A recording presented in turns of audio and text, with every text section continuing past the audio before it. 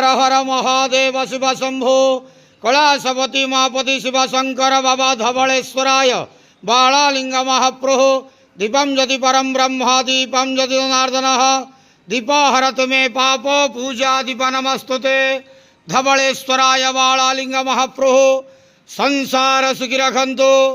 आज चैत्र मासर महापवित्र श्रीराम नवमी शुभ शुक्रवार रे समस्त श्रद्धालु भक्त मानक श्रीपद करंतु मनस्कामना पूर्ण करंतु कर्म क्षेत्रोन्नति करंतु ग्रहरिष्ठ खंडन करंतु जगतर मंगल करंतु विश्वर कल्याण करंतु आपणकर नाम विख्यात करंतु सेवकर डाका श्रवण करंतु समस्त गुआवसा भक्त मानकर मनस्कामना पूर्ण करंतु। जो जो भक्त माने आपणक पाखरे मानसिक रखिछंती तांका मानसिक पूर्ण करंतु। बाबा धवलेश्वराय बालालिंगाय नमो नमः।